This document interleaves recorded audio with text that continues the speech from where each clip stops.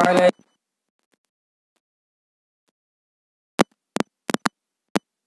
أنفسنا ومن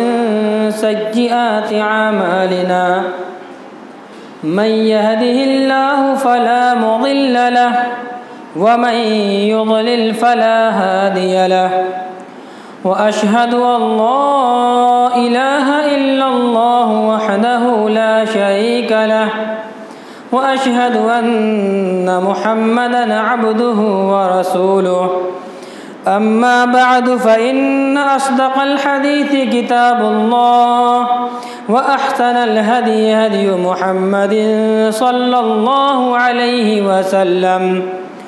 وشر الأمور محدثاتها وكل محدثة بدعة وكل بدعة ضلالة وكل ضلالة في النار فأعوذ بالله السميع العليم من الشيطان الرجيم يا أيها الذين آمنوا اتقوا الله حق تقاته ولا تموتن إلا وأنتم مسلمون يا أيها الناس اتقوا ربكم الذي خلقكم من نفس واحدة وخلق منها زوجها وبث منهما رجالا كثيرا ونساء واتقوا الله الذي تساءلون به والأرحام إن الله كان عليكم رقيبا يا أيها الذين آمنوا اتقوا الله وقولوا قولا سديدا يصلح لكم أعمالكم ويغفر لكم ذنوبكم ومن يطع الله ورسوله فقد فاز فوزا عظيما وقال الله تبارك وتعالى في مقام آخر وَلَقَدْ أَرْسَلْنَا رُسُلًا مِّن قَبْلِكَ وَجَعَلْنَا لَهُمْ أَزْوَاجًا وَذُرِّيَّةً وقال النبي صلى الله عليه وسلم عن عبد الله بن مسعود رضي الله عنهما قال قال رسول الله صلى الله عليه وسلم يا معشر الشباب من استطاع منكم الباءة فليتزوج فإنه أغض للبصر وأحسن للفرج ومن لم يستطع فعليه بالصوم فإنه له وجاء متفق عليه رب اشرح لي صدري ويسر لي أمري واحلل عقدة من لساني يفقهوا قولي سبحانك لا علم لنا إلا ما علمتنا إنك أنت العليم الحكيم ربي زدني علما وارزقني فهما معزز سامعین کرام بزرگ اور دوستو اللہ رب العالمین نے ہمیں انسانوں کو پیدا فرمایا اس پر اللہ کا لاکھ لاکھ شکر و احسان ہے درود و سلام کی ڈولیاں نچھاور ہوں اللہ کے تمام رسولوں پر بالخصوص ہمارے آخری رسول جناب محمد رسول اللہ صلی اللہ علیہ وسلم پر محترم سامعین کرام گزشتہ جمعہ سے ریلیٹڈ ہی کچھ باتیں آج ہوں گی جیسا کہ آپ سبھی جانتے ہیں کہ اللہ تبارک و تعالیٰ نے جب اس دنیا کو قائم کرنا چاہا تو سب سے پہلے حضرت آدم علیہ السلام کو پیدا کیا نہیں اور یہ دنیا اگر صرف حضرت آدم علیہ السلام کو پیدا کر کے چھوڑ دیا جاتا تو اتنی بڑی یہ دنیا آباد نہیں ہو سکتی تھی نہیں تو اس کے لیے ضروری ہے یہ اللہ رب العالمین کے لیے ضروری تھا کہ اللہ تبارک و تعالیٰ اس کے ساتھ وہ وسائل پیدا کریں جس کے ذریعے دنیا آباد ہو سکے اور جس کے ذریعے انسانوں کی تعداد بڑھ سکے لہذا اللہ رب العالمین نے حوا علیہ السلام کو پیدا کیا اور ان دونوں سے یہ سلسلہ چلتا آ رہا ہے نہیں انسان عام طور سے ہمارے معاشرے کے چاہے وہ انسان میں نوجوان ہو یا نوجوان کے والدین عام طور سے بچوں کی شادی کرنے میں بڑی کاہلی سے کام لیتے ہیں جو نہیں کرنا چاہیے۔ اور میں آپ کو بتلاؤں گا حدیث کے حوالے سے کہ غربت یہ نکاح کے راستے میں مانع نہیں ہے۔ اگر کوئی ماں باپ یہ تصور کرتا ہے کہ ہمارا بیٹا ابھی کچھ نہیں کما رہا ہے، جبکہ باپ کے پاس 3 دکانیں ہیں،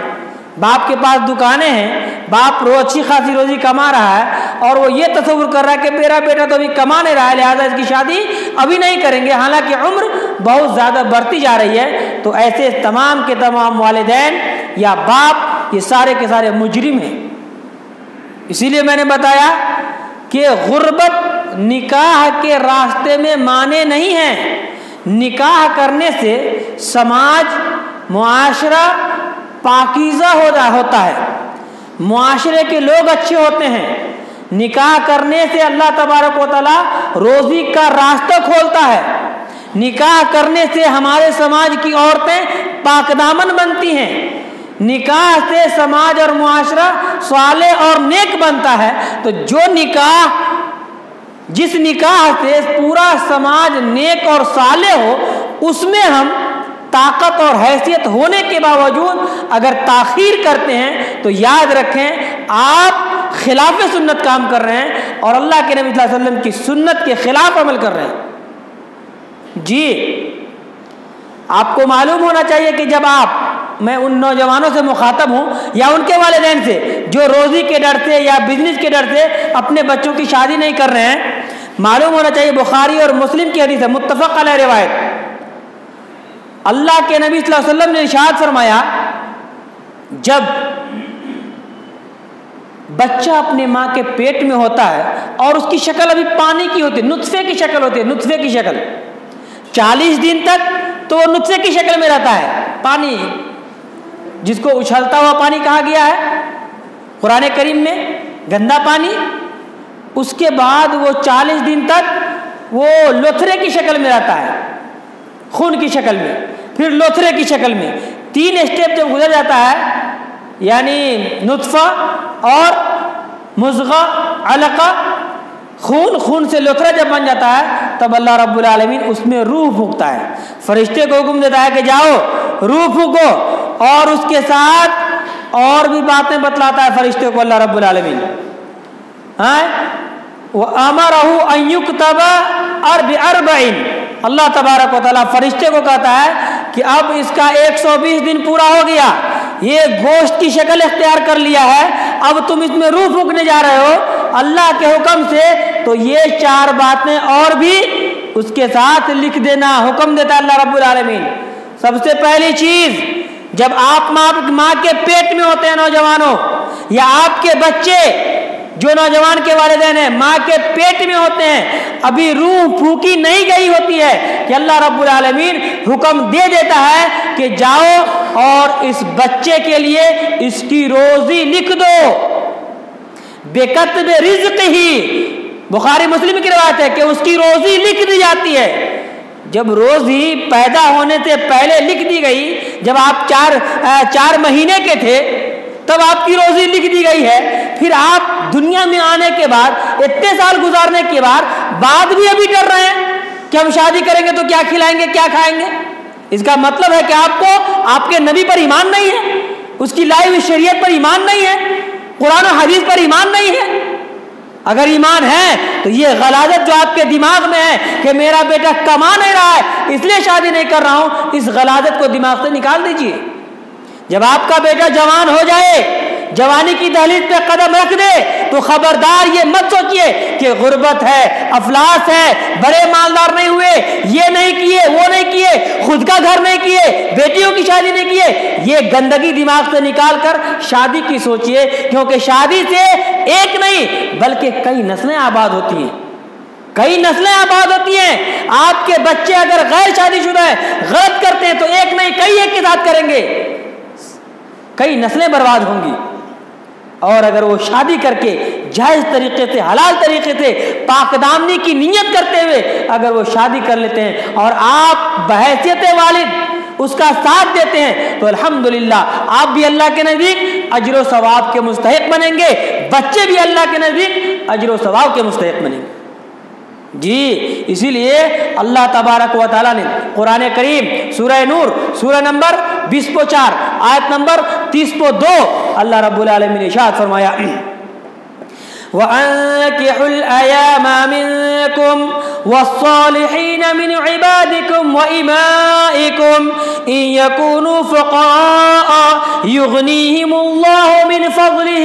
وَاللَّهُ وَاسِعٌ عَلِيمٌ۔ اور اے وہ لوگوں جو سماج کے وارث رہنے والے ہو، سماج میں والدین کی حیثیت رکھتے ہو یا سماج میں سرپرستوں کی حیثیت رکھتے ہو، اگر آپ کے اندر کوئی غلام ہے، آپ کے زیر نگی ہے، آپ کے زیر تربیت ہے، آپ کے زیر نگرانی میں کوئی غلام ہے، کوئی لڑکا ہے یا کوئی لڑکی ہے، کوئی لونڈی ہے، تو اللہ رب العالمین نے فرمایا وَأَنْكِحُوا الْأَيَامَ، ایسے تمام لوگوں کو جو شادی کرنے کے لائق ہو چکے ہیں، چاہے وہ مردوں کی جماعت میں سے ہوں یا عورتوں کی جماعت میں سے ہوں، اگر وہ شادی کے قریب پہنچ چکے ہیں وَأَنْكِحُوا، اس کی شادی کروا دو۔ یہ نہیں کہا شادی کر دو یا شادی کر نہیں، وَأَنْكِحُوا، شادی کرواؤ، اس کی حکم دیا گیا، حکم کہ تم لوگ شادی کروا دو ایسے لوگوں کی جو لوگ اس عمر کو پہنچ چکے ہیں، چاہے وہ لونڈی میں سے ہو یا پھر وہ غلام میں سے ہو یا آپ کے اپنے رشتہ دار میں سے ہو یا لڑکوں میں سے ہو، آپ ان کی شادی کروا دیں۔ اور اللہ رب العالمین نے کہا، آپ کو تو معلوم ہے نا لونڈی کس کو کہتے ہیں اور غلام وہ آدمی جو اللہ کے نبی صلی اللہ علیہ وسلم کے زمانے میں، اب تو نہیں ہے، اللہ کے نبی صلی اللہ علیہ وسلم کے زمانے میں کسی جنگ سے اس کو لایا جاتا تھا اور وہ کسی آدمی کے حوالے رہتا تھا اور پوری زندگی غلامی کرتا تھا، کچھ نہیں کر سکتا، آزاد نہیں، وہ پوری زندگی غلامی کرتا ہے۔ اب اس کو 10 روپے چائے کے لیے بھی چاہیے تو اپنے آقا سے مانگے نہیں۔ ایسے لوگوں کے بارے میں قرآن نے کہا کہ جس کے پاس کچھ اپنا ہے ہی نہیں، گھر آپ دیے ہیں، کپڑا آپ دیے ہیں، کھانا آپ کے گھر سے کھاتا ہے، ہر چیز آپ کے حکم پہ چلتا ہے اس کے اوپر، اس کے بارے میں کہا کہ تم اس کی بھی شادی کروا دو۔ وہ لونڈی جو آپ کی غلام ہے، آپ کے ٹکڑوں پہ پلنے والی لونڈی ہے، اللہ رب العالمین نے کہا کہ ایسی لونڈیوں کی بھی شادی کروا دو، اور یہ کہا روزی کی فکر نہ کرنا۔ إِن يَكُونُوا فُقَرَاءَ، اگر یہ لوگ بھی فقیر ہوں گے، اگر یہ لوگ تنگ دست ہو جائیں گے، اگر اس کے پاس کھانے پینے پہننے اوڑھنے کے لیے کچھ بھی نہیں ہوگا، تو رب قدیر نے فرمایا إِن يَكُونُوا فُقَرَاءَ يُغْنِيهِمُ اللَّهُ مِنْ فَضْلِهِ، رب قدیر ایسے بندوں کو، ایسے بندیوں کو اپنے فضل سے مالدار بنا دے گا۔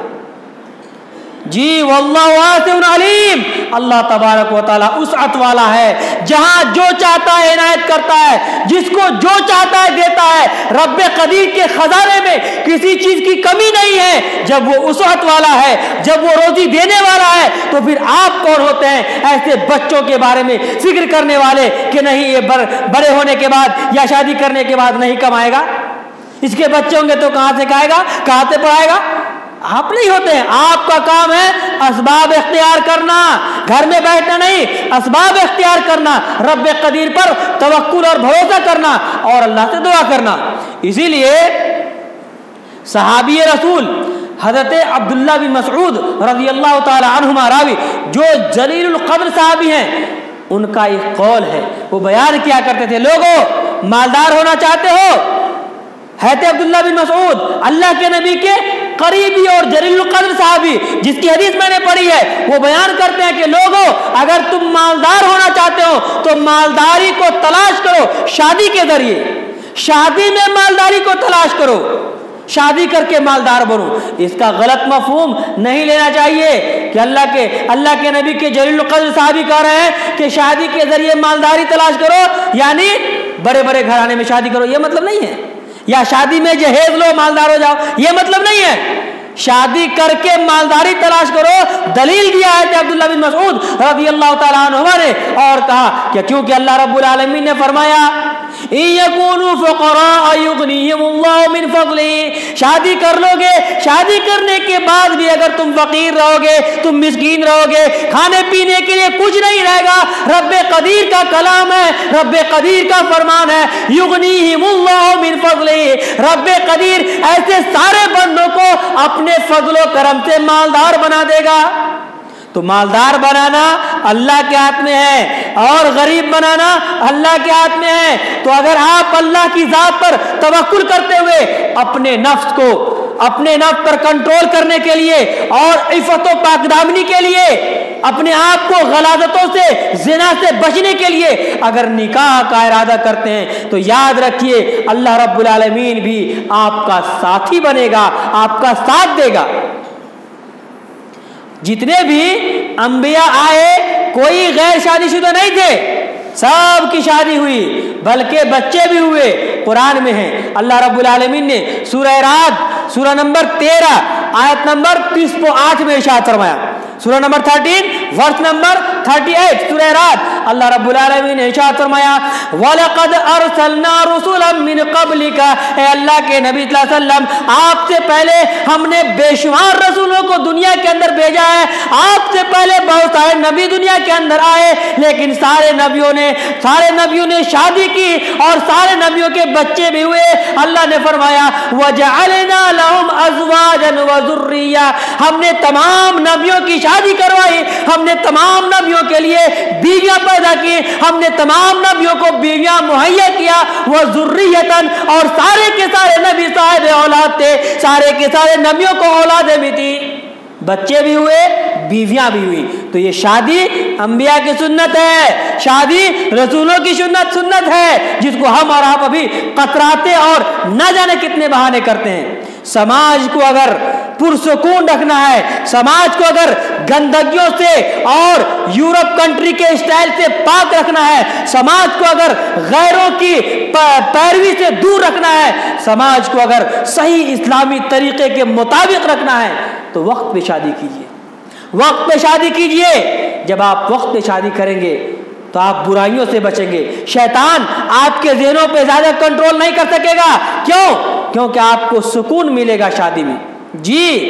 آپ کے پاس دولت ہے, سکون نہیں ہے, آپ کے پاس روپے پیسے, سکون نہیں ہے, آپ کے پاس بوائے فرینڈ ہے, سکون نہیں ہے, آپ کے پاس گرل فرینڈ ہے, سکون نہیں ہے. سکون کہاں ہے؟ سکون کہاں ہے؟ اللہ رب العالمین نے کس کو سکون کا ذریعہ بنایا ہے؟ جس کو اللہ نے سکون کا ذریعہ بنایا اس کو ڈھونڈ لیجئے, انشاءاللہ آپ سکون پائیں گے. جی, کہاں فرمایا اللہ تبارک و تعالیٰ نے؟ سورہ روم سورہ نمبر 31 میں اللہ رب العالمین نے ارشاد فرمایا, سورہ روم سورہ نمبر 30 آیت نمبر 21 اللہ تبارک و تعالیٰ نے ارشاد فرمایا وَمِنْ آيَاتِهِ أَنْ خَلَقَ لَكُمْ أَزْوَاجًا مِّنْ أَنفُسِكُمْ لِتَسْكُنُوا إِلَيْهَا وَجَعَلَ بَيْنَكُمْ مَوَدَّةً وَرَحْمَةً. اللہ رب العالمین نے ارشاد فرمایا یہ اللہ کی نشانیوں میں سے ہیں, جہاں اللہ کی بے شمار نشانیاں ہیں, جہاں اللہ کی بے شمار علامتیں دنیا کے اندر پائی جاتی ہیں, اسی کی نشانیوں میں سے, اسی کی علامتوں میں سے ایک علامت یہ بھی ہے کہ رب قدیر نے تمہیں پیدا فرمایا, تمہیں پیدا کرنے کے بعد تمہیں میں سے تمہاری بیویاں بھی پیدا فرمائی. ان خلق لکم من انفسکم ازواجا من انفسکم, بیویاں پیدا کی تمہارے جان میں سے, مردوں میں سے بیویوں کو پیدا کیا. اس کا ایک مطلب یہ بھی ہوتا ہے کہ اللہ رب العالمین چاہتا حضرت آدم علیہ السلام کے علاوہ الگ سے مٹی لے کر حضرت حوا کو پیدا کرتا, لیکن ایک جان سے پیدا کرنے کا مطلب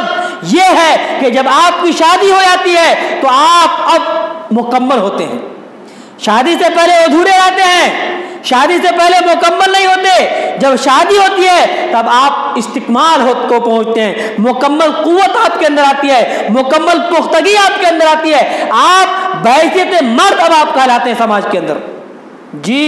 آپ میں سے عورتوں کو پیدا کیا. اب تک عورتیں کہاں تھی آپ کی معلوم نہیں, اللہ رب العالمین نے شادی کے ذریعے وہ آپ کو عطا کر دیا. اب آپ دو جسم ایک جان بن گئے. نہیں, اب آپ دو جسم ایک جان کی حیثیت رکھنے والے ہو گئے. اب آپ کو کیا کرنا چاہیے؟ آپ کا ایمان بھی تقریباً آدھا ایمان مکمل ہو گیا, کیونکہ طبرانی کی روایت ہے, علامہ البانی نے اس حدیث کو حسن کہا ہے اور کہا ہے کہ جب اذا تزوج الرجل فقد استکمل نصف الایمان, جب انسان شادی کر لیتا ہے تو شادی کرنے کے بعد اس کا آدھا ایمان کمپلیٹ. فَلْيَتَّقِ اللَّهَ فِي النِّصْفِ الْبَاقِ, اب اسے چاہیے کہ جو آدھا ایمان ہے اس آدھے ایمان کے بارے میں اللہ رب العالمین کا خوف کرے، اللہ تبارک و تعالیٰ سے ڈرے، اس آدھے ایمان کی حفاظت کرے، ایمان باللہ پر مکمل ایمان رکھے اور ایمان کے جتنے بھی ارکان ہیں ان سارے کی حفاظت اور پاسداری کرے اور اللہ رب العالمین کی ذات پر توکل اور بھروسہ کرے۔ فَلْيَتَّقِ اللَّهَ فِي النِّصْفِ الْبَاقِي۔ جی، اور حضرت سہل بن سعد رضی اللہ تعالیٰ عنہ راوی ہیں، وہ بیان کرتے ہیں کہ دیکھیے شادی کتنا آسان ہے۔ جو میں نے بتلایا تھا کہ غریبی یا مفلسی شادی کے راستے میں آڑے نہیں آتے، روک نہیں بنتے، دیوار نہیں بنتی۔ کیسے؟ دیکھیے حدیث متفق ہے، بخاری اور مسلم کی روایت ہے۔ حضرت سہل بن سعد رضی اللہ تعالیٰ عنہ راوی ہیں، وہ بیان کرتے ہیں کہ رسول اللہ صلی اللہ علیہ وسلم ہم لوگ بیٹھے ہوئے تھے، اللہ کے نبی صلی اللہ علیہ وسلم تمام صحابہ کرام کے درمیان بیٹھے ہوئے تھے، اچانک ایک عورت آتی ہے اور آنے کے بعد اللہ کے نبی صلی اللہ علیہ وسلم سے کہتی ہیں یا رسول اللہ حبات لک نفسی، یا رسول اللہ، اے اللہ کے نبی صلی اللہ علیہ وسلم میں نے اپنے آپ کو آپ کے حوالے کر دیا، آپ کے لیے وقف کر دیا، آپ کے لیے ہبہ کر دیا، اگر آپ کو ضرورت ہے تو آپ مجھے اپنی زوجت میں رکھ لیجئے، مجھے آپ اپنے بیوی بنا لیجئے، اپنے پاس رکھ لیجئے۔ اللہ کے نبی صلی اللہ علیہ وسلم کوئی کام خود سے نہیں کرتے تھے۔ وَمَا يَنطِقُ عَنِ الْهَوَىٰ إِنْ هُوَ إِلَّا وَحْيٌ يُوحَىٰ، کوئی کام خود سے نہیں کرتے تھے جب تک کہ رب قدیر کا حکم نہ ہوتا تھا۔ اللہ کے نبی صلی اللہ علیہ وسلم نے یہ بات سننے کے بعد خاموش بیٹھے رہے، اللہ رب العالمین کا انتظار کرتے رہے کہ ہو سکتا ہے رب قدیر کوئی وحی نازل فرمائے، کوئی وحی نہیں آئی۔ اللہ کے نبی خاموش ہو گئے، اپنی نظروں کو نیچے جھکا لیا۔ جب صحابہ کرام نے دیکھا کہ اللہ کے نبی کو ان کی ضرورت نہیں ہے تو صحابہ میں سے ایک نہایت ہی غریب اور مفلس صحابی کھڑا ہوا اور کہ اللہ کے رسول اللہ صلی اللہ علیہ وسلم اگر آپ کو ان کی ضرورت نہ ہو تو میری ان سے شادی کروا دیجئے، میرا نکاح ان سے کروا دیجئے، اگر آپ کو ضرورت نہ ہو تو۔ اللہ کے نبی صلی اللہ علیہ وسلم نے دیکھا کہ کوئی وہی آئی نہیں، میں ان سے شادی کر نہیں سکتا۔ اللہ کے نبی صلی اللہ علیہ وسلم نے فرمایا ٹھیک ہے میں تیری شادی کروا دوں گا، شرط ہے کہ مہر میں دینے کے لیے کیا ہے تیرے پاس؟ مہر میں دینے کے لیے کچھ ہے؟ کہا کہ میرے پاس تو کچھ نہیں ہے۔ کہا گھر میں جاؤ تلاش کرو، گھر میں گیا تلاش کیا واپس آ گیا، کہا اللہ کے نبی صلی اللہ علیہ وسلم میرے گھر میں میرے اظہار کے علاوہ کچھ نہیں ہے، یہ ایک لنگی ہے جسے میں پہنتا ہوں، جسے میں اپنے کپڑے بدن کو اور تن کو ڈھانپتا ہوں، اے اللہ کے نبی اس کے علاوہ میرے گھر میں کچھ ہے ہی نہیں۔ کہا کہ جاؤ التمس ولو بخاتم حدید، جا کے پھر چیک کرو، اگر ایک لوہے کی انگوٹھی لے آؤ اسی کو مہر بنا لو، شادی کروا دوں گا۔ گیا واپس آیا، کہا کہ وہ بھی نہیں ملی، کہا کہ لوہے کی انگوٹھی بھی نہیں، کہا نہیں۔ اچھا ایسا ہے، یہ اظہار ہے، بڑا کپڑا ہے، میں لنگی پہنتا ہوں، ڈھانپتا ہوں بدن کو، اس میں سے آدھا تو دے سکتا ہوں۔ کہا کہ آدھا دو گے تو کیا ہوگا، تم اگر پورا اوڑھتے ہو تو پورا بدن ڈھکا ہوا ہے، آدھا پھاڑ دو گے تم بھی ننگے رہو گے، وہ بھی پوری طریقے سے پردے میں نہیں رہے گی، اس کو چھوڑو۔ اور کہا کہ قرآن یاد ہے؟ کہا کہ ہاں قرآن یاد ہے۔ کہا کون کون سورہ یاد ہے؟ گنانے لگا، فلاں سورہ فلاں سورہ فلاں سورہ فلاں سورہ۔ کہا کہ جاؤ ان سورتوں کو تم اپنی بیوی کو سکھا دینا، یاد کروا دینا، اور اسی کے عوض میں نے تمہاری شادی اس عورت سے کروا دی، نکاح کروا دیا۔ اللہ کے نبی نے یہ نہیں کہا کہ یار تو کماتے نہیں ہو، جس کے گھر میں ایک لوہے کی انگوٹھی نہیں ہے وہ کیا کھلائے گا؟ کچھ کماتے نہیں ہو تو تمہاری شادی کیسے کروا سکتے ہم؟ اللہ کے نبی نے یہ نہیں کہا۔ اس کے عزم کو دیکھنا چاہیے، اس کے ارادے کو دیکھنا چاہیے۔ انسان سست رہتا ہے بسا اوقات، اس کی شادی کر دی جاتی ہے، اس کے پاس رحمت کے دروازے اللہ رب العالمین کھول دیتا ہے، اور اتنے زیادہ برکات ان کے پاس ہوتے ہیں کہ شادی سے پہلے ایک دم نکما لڑکا بھی شادی کے بعد بہترین اور ہونہار بن جاتا ہے۔ یہ کیوں؟ کیونکہ روزی کا مالک اللہ ہے، اور اللہ رب العالمین شادی کے ذریعے بندوں کو مالدار کرتا ہے۔ اللہ رب العالمین نے یہ نہیں کہا کہ اگر تمہارے پاس پیسہ نہیں تو شادی نہیں کرواتے، بلکہ یہ کہا کہ جاؤ اس کو سکھانا، مطلب محنت کر کے اس کو سکھانا اور کھلانا پلانا۔ اسی لیے حضرت عبداللہ بن مسعود رضی اللہ تعالیٰ عنہ راوی ہے، بیان کرتے ہیں یا معشر الشباب من استطاع منکم الباء فلیتزوج،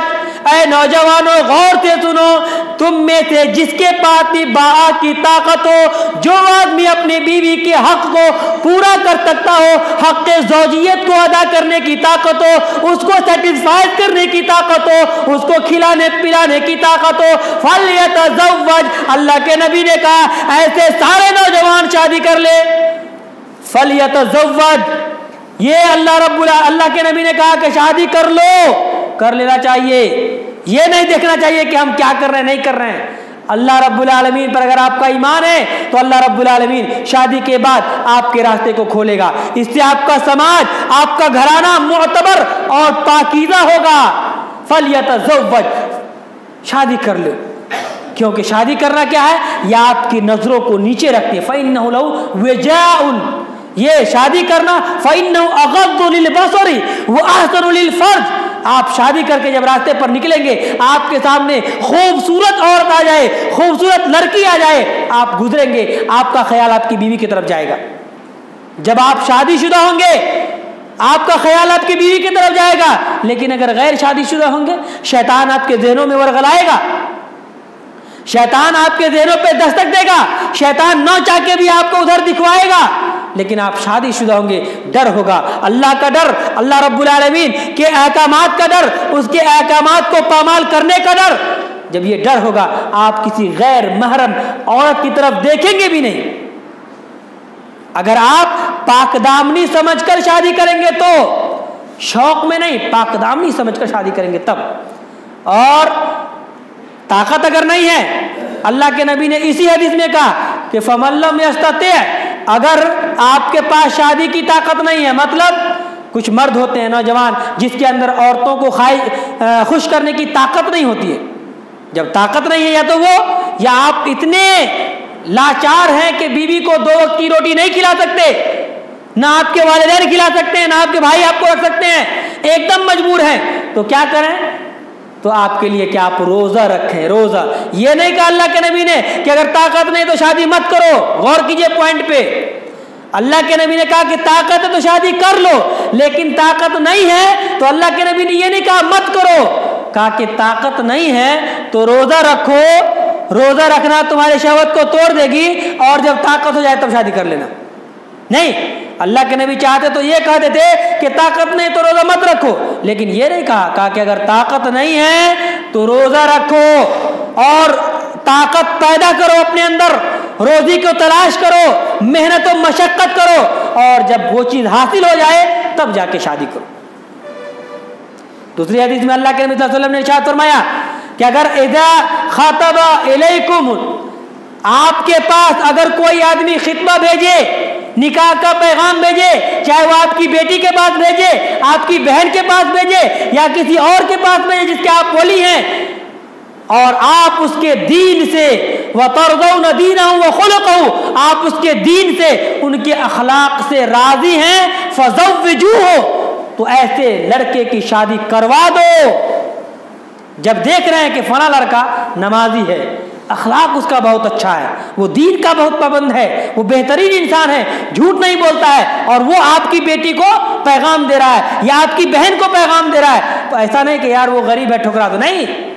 غربت کی وجہ سے نہ ٹھکرانا، بلکہ اللہ کے نبی نے کہا فَزَوِّجُوهُ، اس کی شادی کروا دو۔ اِلَّا تَفْعَلُوا، اگر تم نے ایسا نہیں کیا، تم راضی تھے اس کے دین سے، اس کے اخلاق سے، اس کے کردار سے، ان کی ساری چیزوں سے، محض غربت نے تجھے روک رکھا تھا، اگر تم نے ایسا کیا اور شادی نہ کی تو کیا ہوگا؟ تَكُنْ فِتْنَةٌ فِي الْأَرْضِ وَفَسَادٌ عَرِيضٌ، ایسا کرو گے تو زمین کے اندر بڑے بڑے فتنے پیدا ہوں گے، بڑے بڑے فسادات ہوں گے، شیطان اس کے ذہنوں کو ورغلائے گا، اور ایک دن ایسا آئے گا کہ وہ اچھا خاصا انسان بھی برا ہو جائے گا تمہارے غلط فیصلے کی وجہ سے۔ تو فیصلہ بڑا سوچ سمجھ کے لینا چاہیے۔ سماج میں رہنے والے، ذمہ دار کی حیثیت سے رہنے والے، اور اپنے بچے اور بچیوں کے وکالت کرنے والے، ان کو چاہیے کہ اپنا فیصلہ بڑی ذمہ داری سے نبھائے اور ذمہ داری سے فیصلہ لے، اس میں خصوصی طور پہ شریعت کا خیال رکھے۔ آپ جو فیصلہ لے رہے ہیں کیا رب کا فیصلہ ہے کہ نہیں؟ رسول اللہ صلی اللہ علیہ وسلم کا فیصلہ ہے کہ نہیں؟ اللہ کے نبی اور اللہ رب العالمین آپ کے اس فیصلے سے راضی ہے کہ نہیں؟ یہ سب دیکھتے ہوئے فیصلہ لیں، وگرنہ شوق تو دنیا کے اندر بے شمار ہیں، لیکن سب کو معلوم ہے کہ زندگی بہت کم ہے، یہ زندگی بہت کم ہے۔ اب دیکھیے کہ زندگی 60 سال کی ہے، 50 سال کی ہے، 50 سال 60 سال، بچوں کو آپ 30 سال 35 سال ویسے چھوڑ دیتے ہیں، جبکہ بلوغت کی عمر ابھی کے زمانے میں اگر دیکھی جائے تو بلوغت کی عمر تقریباً 15-16 سال کے بچے بالغ ہو جاتے ہیں، یعنی اس کے اندر نفسانی خواہشات پیدا ہونے لگتی ہے، اور مزید آپ اس کو 15 سال 20 سال تڑپاتے ہیں۔ کیا کرے گا بچہ؟ ذہن میں شیطان مختلف طریقے سے اس کو ورغلائیں گے، اور کیا ہوگا؟ سماج کے اندر برائیاں پیدا ہوں گی، برائیاں پیدا ہوں گی، اور یہی برائی جب عشق اور محبت میں بدل جاتی ہے نا تو بعد میں جا کے بچوں کا قتل ہونے لگتا ہے۔ زیادہ بچہ لیں گے نہیں، 2 بچے پہ اکتفا کریں گے، 2 ہی بچے بہتر، 2 ہی بچے اچھے، اس کا نعرہ لگانے لگیں گے۔ یہی بچہ جو عشق اور معشوق کے درمیان سے نکل کر یہ سماج میں میاں بیوی کی شکل اختیار کرتے ہیں۔ حالانکہ قرآن شاہد ہے، احادیث شاہد ہے، انبیاء کا طریقہ اور اس کے اعمال شاہد ہیں کہ بچے جتنے بھی ہوں اتنے اچھے، 2 نہیں، بچے جتنے ہوں اتنے اچھے، کیونکہ زیادہ بچہ ہونا اللہ کے نبی صلی اللہ علیہ وسلم کی رضامندی کی علامت ہے۔ جب اللہ کے رسول راضی ہو جائیں گے، جب اللہ کے نبی راضی ہو جائیں گے اور خوش ہوں گے، آپ پر فخر کریں گے، تو ظاہر سی بات ہے اللہ رب العالمین کے پاس وہ شفاعت بھی کریں گے آپ کے لیے کہ یہ میری وجہ سے ایسا کام کیا، ایسا نیک عمل کیا، ایسا نیک قدم اٹھایا۔ لہذا اللہ کے نبی صلی اللہ علیہ وسلم کی شفاعت بھی آپ کے حق میں ہوگی، اللہ کے نبی کی سفارش سے آپ جنت تک پہنچ سکتے ہیں۔ جی، تو زیادہ بچہ پیدا کرنا یہ خوش قسمتی کی علامت ہے، بہترین انسانوں کی علامت ہے، اور پاک دامنی کی وجہ سے، برائی سے بچنے کی وجہ سے، زناکاری میں پڑنے سے بچنے کی وجہ سے اگر کوئی آدمی شادی کرتا ہے تو یاد رکھیے اس حدیث کو، جامع ترمذی کی روایت ہے، اللہ کے نبی صلی اللہ علیہ وسلم نے ارشاد فرمایا، حسن روایت ہے اور علامہ البانی نے اس حدیث کو صحیح کہا ہے۔ وہ حدیث اللہ کے نبی صلی اللہ علیہ وسلم نے ارشاد فرمایا، ثلاثۃ حق اللہ ان يعف، 3 طرح کے لوگ ایسے ہیں کہ اللہ تبارک و تعالیٰ کا حق ہے کہ ان تینوں لوگوں کی مدد کرے۔ شادی کرنے والے کی اللہ مدد کرتا ہے، حق اللہ عونۃ، اللہ رب العالمین ایسے 3 قسم کے لوگوں کی مدد کرتا ہے۔ نمبر 1 المجاہد، اگر آپ اللہ کے راستے میں جہاد کے لیے نکلتے ہیں تو اللہ رب العالمین آپ کی مدد کرتا ہے، تو یہ کوئی ہو گیا جہاد کرنے والے۔ نمبر 2 والمکاتب، دوسرا وہ غلام جو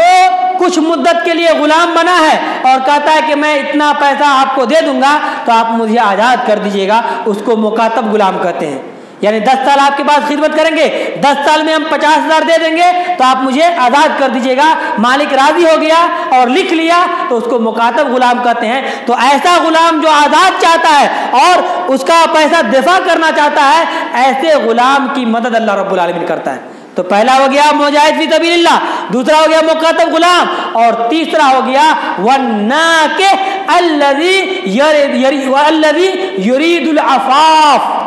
اور وہ نکاح کرنے والا، وہ نوجوان، وہ شادی کرنے والا جو شادی صرف اور صرف اس لیے کرتا ہے کہ میں زنا سے بچ سکوں، میں برائی سے بچ سکوں، میں پاک دامنی چاہتا ہوں، میں رسول اللہ صلی اللہ علیہ وسلم کی سنت پہ عمل کرنا چاہتا ہوں، میں چاہتا ہوں کہ میرا رب مجھ سے راضی ہو جائے، میں چاہتا ہوں کہ میں شریعت کے مطابق زندگی گزاروں۔ اگر ایسے نوجوان ہے اور اپنی جوانی کو بچانا چاہتا ہے، رب کے لیے گزارنا چاہتا ہے اور رب کو خوش کرنا چاہتا ہے اور پاک دامنی کی سوچ کر اگر وہ نکاح کرتا ہے، تو ایسے نکاح کرنے والے نوجوانوں کی مدد رب قدیر ضرور کرتا ہے اور کرے گا بھی۔ تو ہمارے نوجوان، جب آپ نوجوان ہیں تو نکاح کرنے سے پہلے دماغ میں ایک بات کو گھسائیے، وہ یہ کہ آپ نکاح صرف اس نیت سے کریں گے کہ ہم پاک دامن رہیں، کسی غیر مرد عورت کو دیکھنے سے بچیں، کسی کی بہن کو، کسی کی بیٹی کو چھیڑنے سے بچیں، اس لیے کریں کہ اللہ رب العالمین نے ہمارے لیے آسان اور حلال راستہ جو اختیار کیا ہے ہم اس راستے پہ چلیں گے تاکہ میرا رب راضی ہو۔ اگر یہ سوچ کر آپ نکاح کرتے ہیں تو آپ کا رب آپ سے راضی بھی ہوگا اور آپ کے لیے راہیں آسان بھی کرے گا اور آپ کو اس راستے میں مدد بھی کرے گا۔ تیسری چیز اور آخری چیز یہ ہے، عام طور سے شاید اگر اس بات کو کہا جائے کہ 100 میں سے 98% لوگ اس کے خلاف چلتے ہیں تو شاید غلط نہ ہو۔ وہ یہ کہ جب ہم لوگ شادی کر لیتے ہیں، شادی کرنے کے بعد جب تک نئے رہتے ہیں 2-4 دن اس کا اہتمام کرتے ہیں، بعد میں چھوڑ دیتے ہیں۔ جب میاں بیوی جب ملتے ہیں آپس میں، اس کی دعا ہے،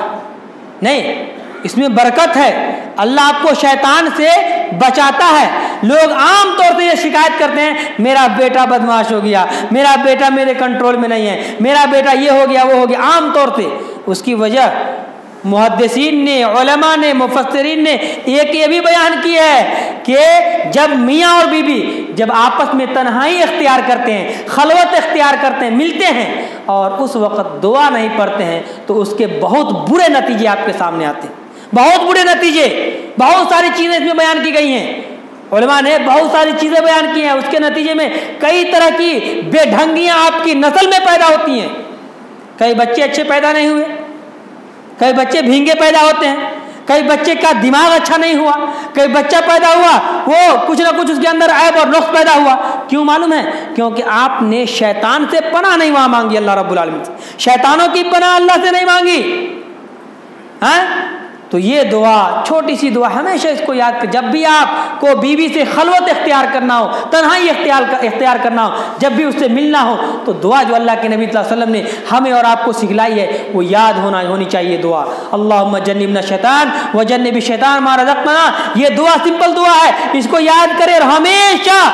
جب تک چاہے آپ بوڑھے ہو گئے ہوں لیکن جب بھی بیوی سے ملنے کی خواہش ہو تو اس دعا کو پڑھ کے ملیے۔ دیکھیے اللہ آپ کی اولاد میں برکت بھی دے گا، آپ کی اولاد کو نیک بھی بنائے گا، آپ کی اولاد کو صالح بھی بنائے گا اور آپ کے گھر میں روزی کے برکات بھی اللہ کھول دے گا۔ کیوں؟ کیونکہ آپ اللہ رب العالمین کے ڈر سے، اللہ کے نبی صلی اللہ علیہ وسلم کی حدیث پہ عمل کرنے کی وجہ سے آپ جیسا طریقہ اختیار کہا گیا کرنے کے لیے وہ طریقہ اختیار کر رہے ہیں جو سنت طریقہ ہے۔ اللہ یہ ہماری شریعت اسی لیے دنیا میں تمام شریعتوں سے افضل ہے۔ کیوں؟ کیونکہ اس میں ایک ایک چیزوں کو واضح کیا گیا ہے۔ ہم سیکھنا نہیں چاہتے ہیں، ہم سیکھنا نہیں چاہتے ہیں، ہم عمل کرنا نہیں چاہتے ہیں۔ جو سیکھے ہوئے اس پہ عمل نہیں کر رہے ہیں اور جو نہیں ہے جس پہ عمل نہیں کر رہے ہیں اس کو سیکھنا نہیں چاہ رہے ہیں۔ سیکھیے کیونکہ آپ کا سماج اچھا ہوگا، سیکھیے کیونکہ آپ کے بچے اچھے ہوں گے، سیکھیے کیونکہ آپ کی نسلیں آپ کو یاد کریں گی، سیکھیے کیونکہ آپ کے مرنے کے بعد جب آپ کی اولاد آپ کو قبر میں دفن کر دے گی تو مرنے کے بعد بھی یہ اولاد آپ کے لیے دعائیں کریں گی، آپ کو قبر کی عذاب سے بچائیں گی یہ آپ کی اولاد۔ کیوں؟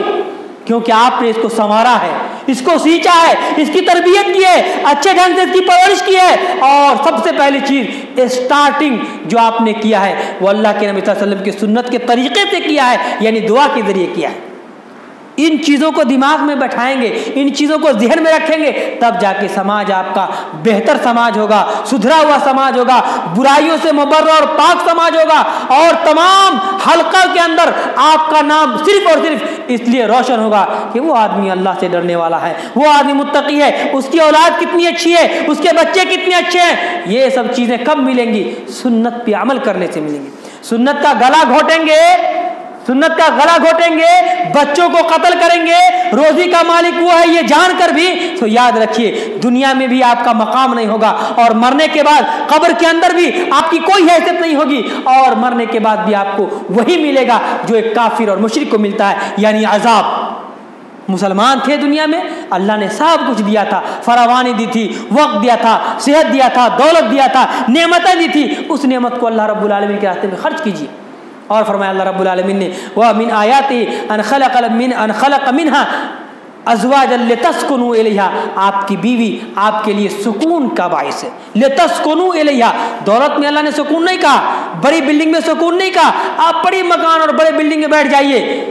فل اے سی میں جا کے بیٹھ جائیے، سکون اکیلے رہیں گے آپ کو سکون نہیں ملے گا۔ سکون کہاں ملتا ہے؟ بیوی کے پاس جائیے، حلال طریقے سے جائیے اور دیکھیے کیسے آپ دنیا کی ٹینشن لے کے جائیے بیوی کے پاس۔ اگر آپ کی بیوی اخلاق والی ہے، اگر آپ کی بیوی رسول اللہ کی سنت پہ عمل کرنے والی ہے، اگر آپ کی بیوی اللہ والی ہے، خدا کی قسم آپ دنیا جہان کی ٹینشن لے کے اس کے پاس چلے جائیے، اللہ رب العالمین آپ کو وہاں سکون دے دے گا۔ جی اللہ رب العالمین کا قرآن پڑھیے، اطمینان قلب ہوتا ہے، بیوی کے پاس جائیے، اطمینان و سکون ملتا ہے آپ کو، پورے جسم کو سکون ملے گا آپ کو۔ تو یہ سوچ کر، یہ پاک دامنی سوچ کر آپ نکاح کو عام کیجئے، جتنا آسان بنا سکتے ہیں، فضول خرچی سے بچتے ہوئے جتنا آسان بنا سکتے ہیں نکاح کو ایک دم آسان بنا کے اور نکاح کروائیے، تاکہ آپ کا سماج بہتر بن سکے اور آپ کی نسلیں جو بعد میں پیدا ہوں وہ آپ کی تعریف کر سکے کہ واہ میرے اجداد کتنے اچھے تھے کہ وقت پہ یہ ساری چیزیں کیے کہ ہم لوگ آج کسی قابل بن سکے ہیں۔ اللہ تبارک و تعالیٰ سے دعا کیجیے کہ اللہ رب العزت ہم تمام مسلمانوں کو جب تک اس روئے زمین پر زندہ رکھے، ایمان اور اسلام کی حالت میں زندہ رکھے۔ اللہ رب العالمین ہم میں جتنے نوجوان ہیں اے اللہ ان کو سنت کے مطابق شادی کرنے کی توفیق عطا فرما۔ اللہ تبارک و تعالیٰ ہم میں جو لوگ شادی شدہ ہیں اسے بچوں کی قتل سے محفوظ کر دے۔ اللہ رب العالمین ان تمام شادی شدہ کو صاحب اولاد بنا دے، کثرت سے ہم سب کو بچہ پیدا کرنے کی توفیق عطا فرمائے۔ اللہ رب العالمین روزی کا مالک ہے، ہم تمام نوجوانوں کو رزق حلال نصیب فرمائے۔